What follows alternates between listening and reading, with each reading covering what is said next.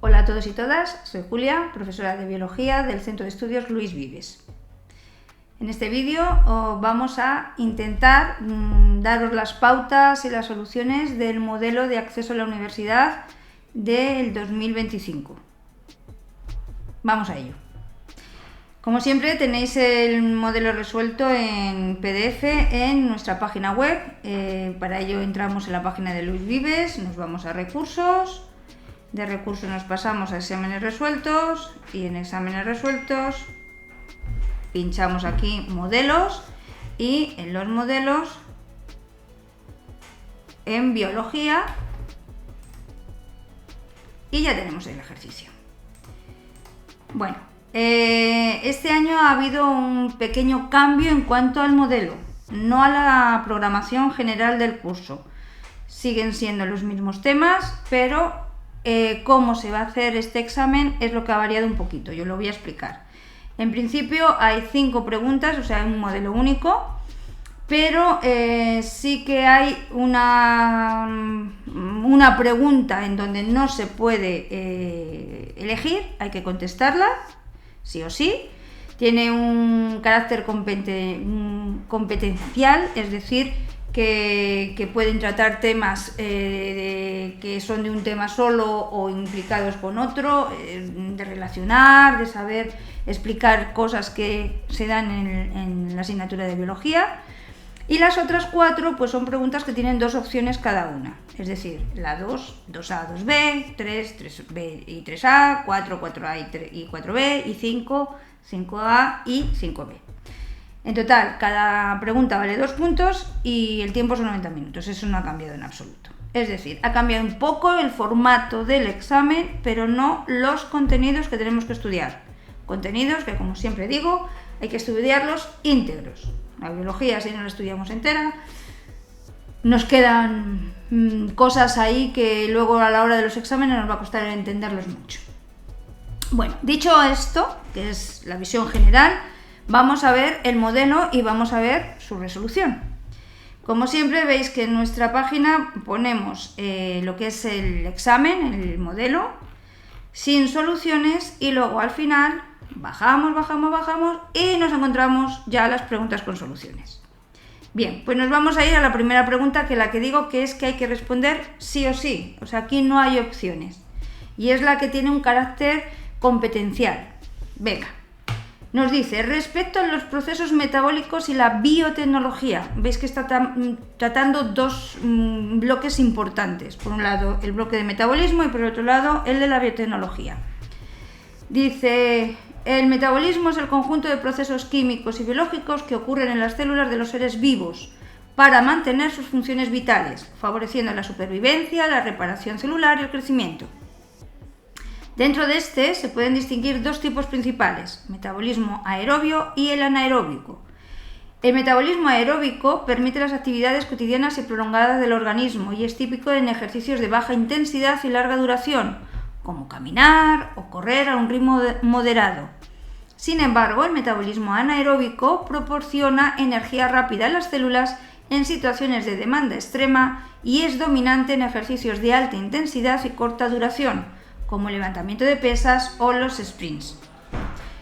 Nos da luego un esquema en donde hay una serie de moléculas, una serie de letras, de números y ya vienen las preguntas.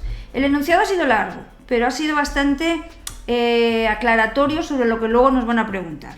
Yo siempre recomiendo que leamos toda la pregunta del tirón. Si es necesario, volvemos a leerla por si nos ha quedado algún fleco que no hemos entendido bien y luego ya contestamos apartado por apartado. Bien, pues vamos al primero. Dice, nombre los metabolitos señalados con los números 1 al 4 del esquema y razone brevemente si los procesos representados hacen referencia a procesos catabólicos o anabólicos. Bueno, el esquema ya estamos viendo aquí cuál es. Entonces, el 1, glucosa. El 2, ácido graso. El 3, como consecuencia de la degradación de glucosa y ácidos grasos, en un primer momento nos sale un producto que es el acetilcoenzima A, que luego va a entrar en un ciclo que ya conoceremos y ya diremos cuál es, y sale energía, en este caso en forma de GTP, que es lo mismo que el ATP, y otro producto que nos va a producir también energía, que es el NADH. Vale. ¿Es un proceso catabólico o anabólico? Pues es un proceso catabólico, ya que están representando las vías tanto de la degradación de moléculas sencillas, como puede ser, moléculas complejas hasta moléculas sencillas, como son la glucosa o un ácido graso, hasta CO2. Y en ese proceso se está generando energía en forma de ATP y poder reductor. Así que es un proceso catabólico. Dice, nombre las vías metabólicas señaladas con las letras A, B y C del esquema y explique cuál o cuáles de ellas podrían darse en un ejercicio de baja intensidad y cuáles de ellas en una de alta intensidad. Por eso yo decía que el enunciado era largo, el primer párrafo que he leído, pero nos va a dar mucha información, nos ha dado mucha información para contestar a este apartado. Bien, el A, este proceso, es la glucólisis. La B es la beta-oxidación de los ácidos grasos. C, que es el que no quería nombraros antes, es el ciclo de Krebs. Entonces, la beta-oxidación y el ciclo de Krebs solo pueden llevarse a cabo durante ejercicios de baja intensidad y por lo tanto aeróbicos, ya que requieren para ello oxígeno. Es el último aceptor de electrones al final el oxígeno, después de cuando ya termina el ciclo de Krebs y luego pasa al poder reductor y va a la cadena de transporte. Es un proceso aeróbico. En cuanto a la glucólisis, pues no requiere explícitamente de la presencia de oxígeno. Se puede realizar tanto en ejercicios de baja intensidad como de alta intensidad. Los de alta intensidad ya vamos a ver después que siguen otra ruta diferente y es un proceso anaeróbico. Como la glucólisis es la preparación inicial a esa degradación, pues en principio no es necesario esa aparición o esa presencia de oxígeno como tal, como en el caso de la beta-oxidación. En el apartado C nos dice que indique qué vías metabólicas puede seguir el piruvato en ausencia de oxígeno y menciona un proceso industrial en el que está implicado cada una de ellas. Bueno, pues el piruvato, que es el resultado de la glucólisis, ¿qué es lo que va a hacer? Pues va a seguir dos caminos. Por un lado, la vía aeróbica, que ya la hemos visto aquí con el ciclo de Krebs, y por otro lado puede seguir una vía anaeróbica. Y en este caso se va a seguir formando ATP, pero en menor cantidad, y hablamos de los procesos de fermentación. Estos procesos de fermentación fundamentalmente hay dos, uno que es la fermentación láctica y otro que es la fermentación alcohólica. En la fermentación láctica el piruvato pasa a dar lugar a la formación de ácido láctico y bueno, pues esto tiene lugar en nuestro cuerpo, pues ocurre en los músculos, ¿vale? Después de ese ejercicio muy intenso como el levantamiento de pesas, por ejemplo, que decía en el enunciado, y está realizado por microorganismos. Si no tuviéramos microorganismos en nuestro organismo no lo podríamos hacer. Y de forma industrial, pues en la fabricación de un producto lácteo, como por la fabricación de yogur, de quesos, ¿vale? El otro es la fermentación alcohólica y ahí el pirúvico se va a transformar en un alcohol que es el etanol y produce también dióxido de carbono. Este proceso lo van a llevar a cabo unos microorganismos que no son bacterias, como en el caso de la fermentación láctica, sino que son levaduras y otro tipo de bacterias, pero fundamentalmente son levaduras. Un proceso industrial, pues la fabricación de alcoholes, de sidra, de alcoholes o incluso la fabricación de pan, por ejemplo, o de bollitos, que nos gustan los bollos caseros, pues sufren una fermentación alcohólica. Y el último apartado de esta pregunta nos dice que indique cómo se denomina la enfermedad por la que las células no pueden utilizar la molécula 1, es decir, la glucosa, y cómo pueden ayudar la biotecnología a las personas que padecen para que pueda utilizar dicha molécula. La enfermedad en la que las células no pueden utilizar esa glucosa es la diabetes.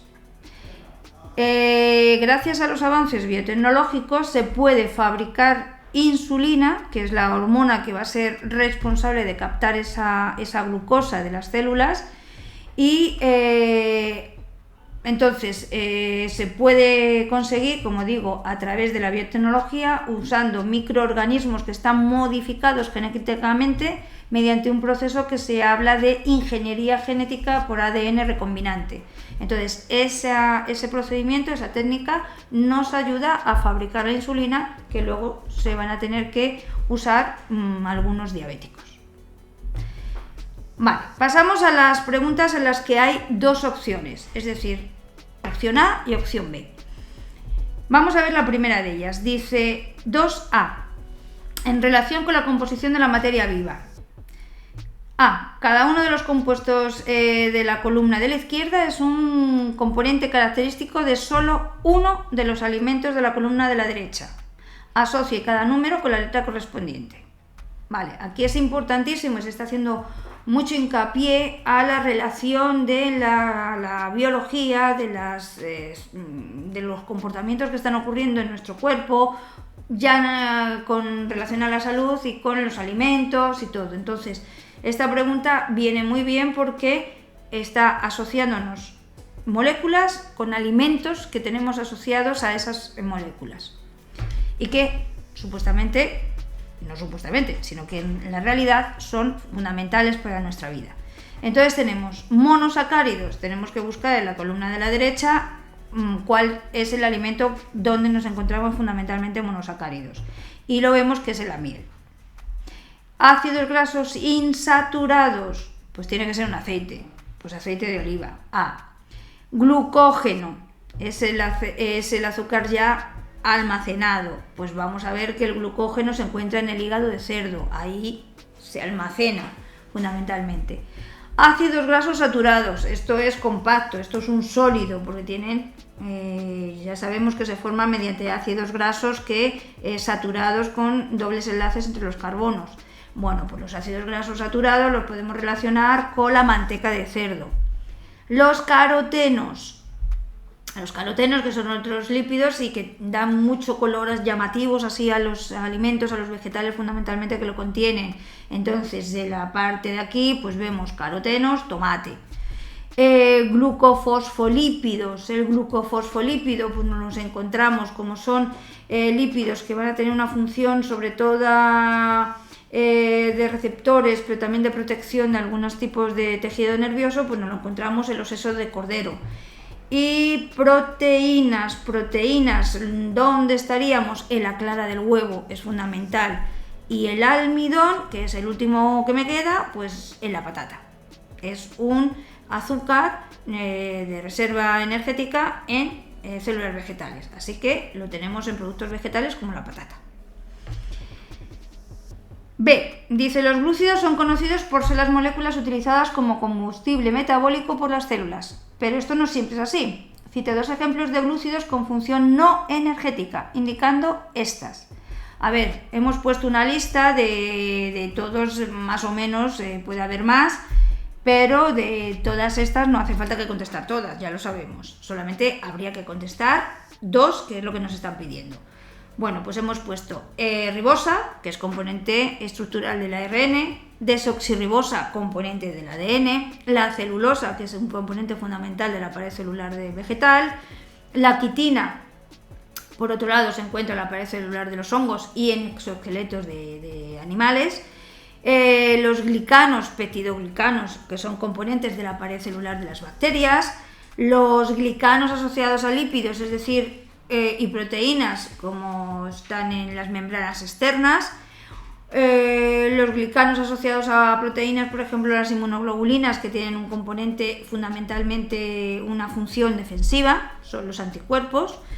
Y bueno, podríamos poner más ejemplos, pero con estos es suficiente. De ellos escogeríamos nada más dos. C. El análisis elemental de una muestra biológica indica que está compuesta por carbono, hidrógeno y oxígeno, siendo este último elemento muy minoritario en su composición. Razone a qué grupo de biomoléculas pertenece la muestra analizada. A ver, carbono, hidrógeno y oxígeno son tres elementos que son fundamentales en las biomoléculas. ¿Podríamos hablar de glúcidos? Bien, podríamos hablar, pero hay una parte en el enunciado que me dice que el oxígeno es minoritario. En los glúcidos sabemos que hay la misma cantidad de oxígenos y de carbonos, generalmente. Por lo tanto, descartamos esa opción. ¿Cuál es la biomolécula en la que vamos a tener poco oxígeno? Los lípidos. y los ácidos grasos, ¿vale? En ellos vamos a tener un grupo carboxilo y el resto son cadenas hidrocarbonadas, entonces pertenecería al grupo de los lípidos. Bueno, nos vamos a la pregunta 2b. Dice, en relación con los ácidos nucleicos, indique qué tipo de monómero constituye el ADN, nombre las moléculas que componen este monómero. El monómero estructural del ADN es un nucleótido y en este caso en concreto es un desoxirribonucleótido porque contiene, como sabemos, la desoxirribosa en vez de la ribosa. Esa es la pentosa. Luego tendríamos una base nitrogenada que pueden ser adenina, timina, guanina o citosina y por último el grupo fosfato correspondiente al ácido fosfórico. Si una molécula de ADN bicatenario presenta en su composición un 31% de guanina, indique el porcentaje de las restantes bases. Esta es la pregunta ideal para utilizar las reglas de Chargaff, en las que nos dicen las proporcionalidades y qué hay entre timinas y adeninas, guaninas y citosinas, porque están complementarias unos con otros. Entonces, si tenemos un 31% de guanina, vamos a tener la misma cantidad de citosina. ¿Por qué? Porque son bases complementarias. Si juntamos los dos, 31 y 31, pues nos salen que son 62% de estas dos bases. Por lo tanto, el resto, el 38%, se tiene que repartir entre la adenina y timina.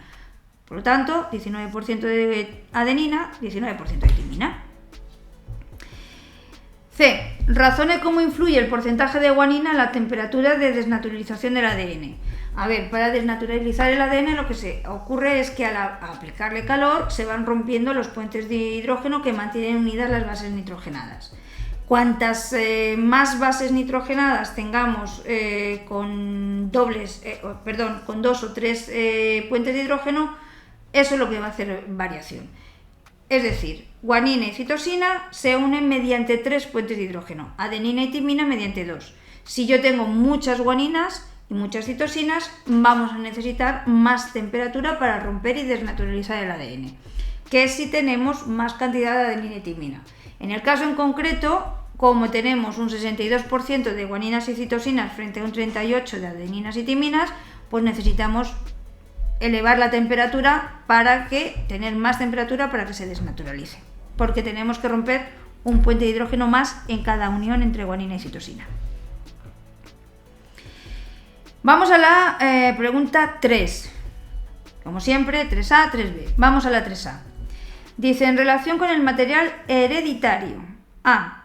Siendo la secuencia de la cadena molde de un fragmento ADN 3', y nos viene esa cadena que termina en 5'. Indique la secuencia y polaridad de la hebra que sintetizará la ARN polimerasa. Ya sabemos que la ARN polimerasa lee al ADN, pero solamente lee una, que es la cadena, la hebra molde, en la que va en dirección 3', 5'. ¿Por qué? Porque luego nos sale otra cadena, que es el ARN mensajero, cuya polaridad va a ser 5', 3'.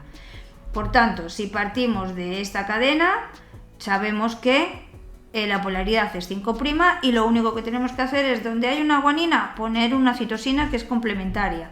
Donde hay una timina, poner una adenina. Ahora, donde hay una adenina, tenemos que poner un uracilo, porque estamos haciendo un ARN. Entonces, en el ARN no tenemos timinas, pero tenemos uracilos. Complementan adenina con uracilos. Y así sucesivamente, hasta finalizar en el extremo 3'. B. Dice, indique cuántos aminoácidos compone la proteína codificada por el ARN mensajero obtenido, siendo el codón stop el UAA. Está bastante bien porque en algunos modelos anteriores de otros años no nos lo daban. Bueno, yo siempre recomiendo que os aprendáis cuál es el codón de inicio y los 3 de fin, pero en este caso nos lo están dando, pues genial. Y luego nos dice, explique la secuencia de los anticodones del ARN transferente correspondientes a cada aminoácido y sus polaridades. Vale. Yo voy a buscar el stop de fin en la cadena y lo tengo aquí. Y luego, a partir de aquí, voy agrupando en tripletes, porque ya sabemos que un triplete me va a dar un aminoácido en el proceso de traducción. Entonces, tengo 1, 2, 3, 4, 5 y 6. Así que nos saldrían 6. De entrada, el primero que nos sale es el AUG, que es el de inicio. Así que nos salen 6 aminoácidos. Por cada triplete tenemos un complementario, que es el ARN transferente. Y si empieza 5'AUG3', el complementario será 3'UAC5'. Repito con el siguiente. Si yo tengo 5', porque este es el extremo 5', CUU y este es el extremo 3', el transferente será 3', complementario de citosina guanina, complementario de uracilo adenina, complementario de uracilo adenina y extremo 5'. Y de esta manera pues nos van a salir 6 transferentes. C. Describa brevemente la finalización de la traducción en procariotas. Vale. Cuando el ribosoma llega a un codón de terminación, pues lo que va a ocurrir es que se produce un reconocimiento de este codón y como no tenemos no tenemos el transferente que me va a dar lugar a la formación de un aminoácido, pues van a intervenir aquí los factores proteicos de finalización que van a interaccionar con el ribosoma y provocan la separación de las distintas subunidades del ribosoma, la liberación del mensajero y de la proteína que se está sintetizando a la vez. Porque hay que recordar que en este caso, como estamos en procariotas, la traducción y la transcripción se llevan a la par. Entonces, esta traducción que se lleva a cabo en el ribosoma, pues se separan y bueno, pues mediante estos procesos, estos factores de fin que ayudan. Hay unas proteínas también que separan, atraen a esta proteína incipiente y ya se acaba. Pregunta 3b. Dice, en relación con la información genética de los seres vivos, relacione cada uno de los conceptos indicados con números con solo uno de los indicados con letras. Tenemos dentro de los números transversión, sitio A, promotor, fragmento de Okazaki, cola de poliadeninas, subunidad ribosomal y ADN polimerasa 3 e inserción. Y luego dentro de las letras tenemos replicación, transcripción, traducción y mutación. Vale, pues tenemos esos 8 y por el otro lado tenemos 4 conceptos. Pues tenemos que relacionarlos. La transversión está relacionada con la mutación. ¿Por qué? Porque es una mutación. Así que 1D. Sitio A con la traducción de las proteínas, así que 2C. Promotor está relacionado con la transcripción, así que 3B. Fragmento de Okazaki con A. Está presente en la replicación del ADN, así que 4A. Cola de poliadeninas está relacionado con la era 5, perdón, me había saltado una línea. Cola de poliadeninas está relacionado con la transcripción, por lo tanto 5B. Subunidad ribosomal está relacionado con la traducción. A ver, es la 6C. 7, ADN polimerasa 3 está relacionada con la replicación del ADN y el 8, que es la inserción, está relacionada con las mutaciones, así que 8D. B. Describa brevemente el proceso de transcripción del mensajero y explique su significado biológico. A ver, la transcripción consiste en la síntesis del ARN a partir de una de las hebras del ADN. Ya está. La hebra que se va a utilizar como copia, que se va a copiar, es lo que llamamos hebra molde y va a ser el resultado del ARN mensajero va a ser igual a la hebra codificante. La diferencia es que donde en la hebra codificante del ADN tenemos timina, en el ARN mensajero tenemos uracilo. Ya está. ¿Cuál es el sentido biológico? A ver, es muy importante porque gracias a este proceso de transcripción, toda la información genética que está contenida en el ADN va a pasar al ARN de manera que luego se va a traducir en la formación de las proteínas. Por lo tanto, es fundamental que para la síntesis de proteínas exista este primer paso, que es la transcripción de la información genética del ADN al ARN. Pregunta 4. 4A. Dice, en relación con la biología celular, explique qué es el uso acromático y cuál es su composición. Indique la función del uso acromático. Esta vez la voy a leer entera. B. ¿En qué orgánulos se encuentran los pigmentos carotenoides de las raíces de las zanahorias? ¿En qué orgánulos se encuentran las enzimas peroxidasas? Y C. Describa brevemente la envoltura nuclear. Vale, en la pregunta A me hacen que explique qué es el uso acromático y cuál es su composición.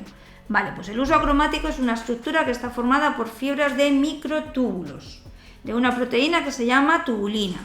Y se va a encontrar extendido entre los dos centrosomas. Ya sabemos que cuando una célula se está dividiendo, tenemos un centrosoma aquí y en el otro polo el otro centrosoma. Entonces, esas fibras que van de uno al otro es lo que llamamos uso acromático. Centrosomas están en los dos tipos celulares, es decir, eucariotas que conocemos, que son animales y vegetales. ¿Cuál es la diferencia? Y por eso en muchos libros de texto y en muchas aplicaciones se dice las células vegetales no tienen centrosomas. No, centrosomas hay. Lo que no hay es centriolos. Entonces, en las células animales esos centrosomas contienen centriolos, mientras que en las células vegetales esos centrosomas no contienen centriolos. Esto es muy importante que lo que tengamos en cuenta. También hay que tener en cuenta que solo se forman durante el proceso de división celular. No se van a formar en el proceso de interfase, y también en células eucariotas. Las células procariotas sabemos que tienen otro tipo de división. ¿Y cuál es la función? Pues dirigir correctamente a los cromosomas o a las cromátidas para que se vayan a los polos de forma ordenada y que no se vayan más a un lado que al otro. Y durante los procesos de división mitótica o de división meiótica. Los carotenoides, ¿dónde se encuentran? Pues en los cloroplastos, fundamentalmente, o de forma general en los plastos, en las células vegetales. Y las peroxidasas, que son enzimas, se encuentran en los peroxisomas. Con respecto a la envoltura nuclear, bueno, pues la envoltura nuclear está formada por una membrana externa y por una membrana interna, y entre medias está lo que llamamos el espacio intermembrana. Abajo se encuentra lo que es la lámina nuclear, y luego tenemos dentro de esta membrana unas estructuras que se llaman complejo del poro, que son unos huecos formados por unas proteínas y que permiten el paso de sustancias desde el interior del núcleo hacia el exterior. En la parte externa de la membrana externa del núcleo también tenemos asociados ribosomas y también que se van a asociar también al retículo endoplasmático. En este caso, como luego esos ribosomas se van a ir, pues es el retículo endoplasmático rugoso, el que está próximo a la membrana externa del núcleo. Pregunta 4b. Dice, en relación con la biología celular, la observación y análisis químico de 4 orgánulos y estructuras celulares eucariotas presenta los resultados que se muestran en la siguiente tabla, en la tabla inferior. Indique un posible orgánulo o estructura celular que puede tener estas características para cada una de las observaciones, y no es necesario copiar la tabla. Vale. Y en B, vale. Bueno, pues tenemos estructura observada, no membranosa, sustancia presente, la tubulina. ¿En qué orgánulo se va a encontrar? Pues en microtúbulos, en centriolos, en centrosoma o en citoesqueleto. Con uno de ellos hubiera bastado. Estructura observada, membranosa, y se encuentra una sustancia que es el citocromo, pues en la mitocondria o en el cloroplasto, donde se va a realizar esa cadena de transporte de electrones, que es típico encontrarnos esas estructuras de citocromo. Muestra 3, membranosa y sustancia ARN ribosomal, pues está en mitocondrias, en cloroplasto, retículo endoplasmático rugoso, envoltura nuclear. Y luego, muestra 4, estructura observada no membranosa y sustancia triglicérido, pues en una válvula de inclusión. Ya está. La pregunta B, ahí pone C, pero es B realmente. Dice, explique en qué fases de la división celular se genera variabilidad genética y cómo se produce esta. Se produce variabilidad genética durante el proceso de la meiosis y en concreto en la etapa de profase 1. Y eso viene producido por esa recombinación genética que tiene lugar en esta etapa. Recombinación genética que ya sabemos que se puede llamar sobrecruzamiento o crossover. También se va a generar una variabilidad genética en las anafases meióticas 1 y 2. ¿Por qué? Porque se va a producir la segregación de los cromosomas y esa segregación es la separación de los cromosomas homólogos y su distribución. Y eso se hace de forma aleatoria, es decir, que no se hace siempre igual. Por lo tanto, va a generar variabilidad genética en la diferenciación de los gametos que tiene lugar en la síntesis de estos gametos durante la meiosis. Así que se produce variabilidad genética profase 1 y anafases meióticas 1 y 2. Profase 1 de la meiosis. Pregunta 5 y última. 5A. Dice, con respecto a las enfermedades infecciosas y el sistema inmune. Esta pregunta me gusta especialmente porque cada vez más nos van a poner gráficos que tenemos que saber interpretar. Así que, ojo, no le tengáis miedo porque es bastante sencillo el ver una gráfica y según los datos que nos están dando, pues más o menos podemos ver la respuesta. Voy a leer la pregunta. Dice, la siguiente gráfica representa la evolución de la cantidad de virus SARS-CoV-2 en el organismo de un joven desde el día en que tuvo contacto con un enfermo por COVID-19, que es el día -5, y vamos a ver su evolución. El día 0, el joven empieza a sentir síntomas que desaparecen el día 14. El joven dio positivo en las pruebas de detección de virus en sus secreciones entre el día -2 y el día 7. A. Defina periodo de incubación. Indique en el ejemplo de la gráfica el día de inicio y el día que termina este periodo. B. Indique el periodo de tiempo en el que este joven podría transmitir la infección a otras personas. Para contagiar a otros es necesario tener síntomas. Y C. Tras los primeros días de contacto con el virus, se detectó en la sangre del joven un tipo de anticuerpo que fue sustituido por otro en las semanas posteriores. Indique qué tipo de inmunoglobulina aparece en el primer contacto con un antígeno y cuál la sustituye después. Bueno, pues vamos a ver. Nos están diciendo en primer lugar que es el periodo de incubación, pues es el periodo comprendido entre la exposición al agente patógeno, o al virus en este caso, y la aparición de los síntomas. En el caso de la gráfica, y según lo que nos está diciendo el enunciado, es desde el día -5 hasta el 0. ¿Por qué? Fijaos, esto no lo pone aquí. 0, inicio de los síntomas. Así que desde el -5 al 0, ese es el periodo de incubación.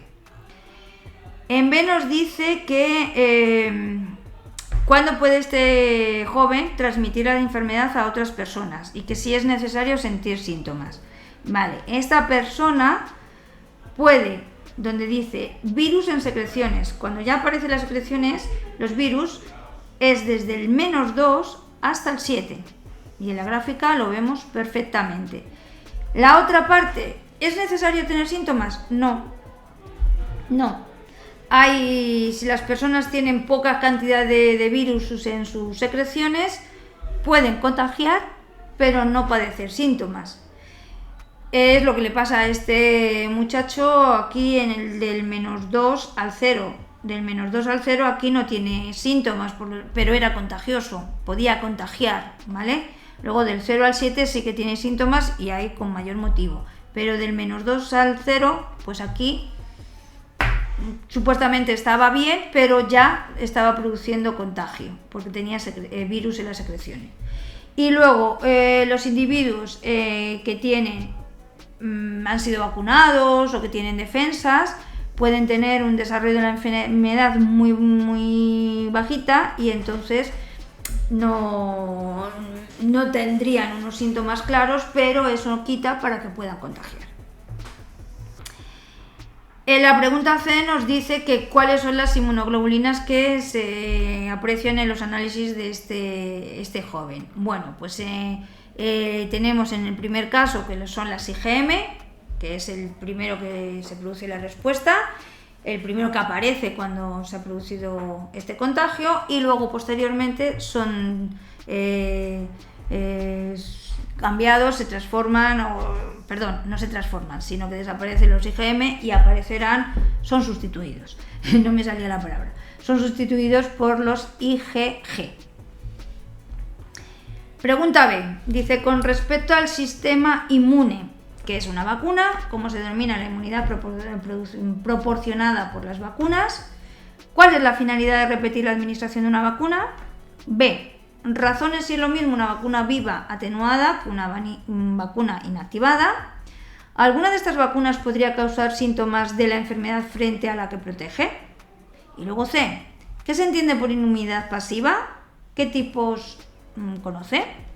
Bueno, una vacuna es un preparado que se va a introducir en un sujeto que está sano para evitar que se contagie de algún patógeno. ¿Por qué? Porque va a producir anticuerpos frente a ese patógeno, exclusivamente frente a ese patógeno concreto, y así evitamos la infección. Se obtiene de esta manera lo que llamamos inmunidad activa artificial. ¿Por qué se tiene que repetir? Pues porque queremos reforzar esa memoria inmunitaria frente a ese patógeno y que los anticuerpos pues permanezcan más o menos presentes en el individuo para evitar esa infección. Con respecto a la diferencia que hay entre una vacuna viva atenuada y una vacuna en la que el microorganismo está inactivado, o sea, una vacuna inactivada, pues evidentemente es muy claro. Es decir, las vacunas vivas atenuadas se van a fabricar con microorganismos que están vivos. Lo que pasa es que han dejado de ser virulentos o están muy debilitados. Mientras que las vacunas inactivadas lo que se hace es con microorganismos muertos o parte de esos microorganismos. ¿Cuándo podemos desarrollar síntomas o, como dice aquí, cuándo podemos tener síntomas de esa enfermedad en la que supuestamente nos hemos protegido? Pues con las vacunas atenuadas, porque son las únicas en las que se está introduciendo los microorganismos vivos. En la inactivada, que están muertos, pues evidentemente no. Y por último, ¿qué se entiende por inmunidad pasiva y qué tipos conocemos? Pues la inmunidad pasiva es la que proporciona la administración de anticuerpos. Es decir, aquí ya no es un proceso preventivo, sino que es un proceso curativo. Estamos introduciendo ya los anticuerpos que curan al individuo. Esto es lo que llamamos inmunidad pasiva natural. Va a proporcionar los anticuerpos al individuo en el que se lo hemos inyectado y así o sanamos o evitamos también que se pueda contagiar. Dos tipos fundamentales, pues puede ser, como decía, el de la inmunidad pasiva natural, que es el que proporcionan las mamás a los niños en el proceso de gestación a través de la placenta y de los recién nacidos, en la lactancia, o la inmunidad pasiva artificial, que es aquella en la que os comentaba antes, en la que el individuo ya le inyectamos los anticuerpos, pero ya más como un medicamento antes que como algo preventivo. Es lo que llamamos sueroterapia. Y aquí, bueno, pues se le inyectan para a ese individuo que ya se ha infectado, ayudarle a su recuperación y a su curación. Bueno, pues hasta aquí el examen de biología, el modelo de examen de acceso a la Universidad de Biología. Espero que os haya resultado constructiva la resolución y mis explicaciones. Nos vemos pronto. Hasta luego.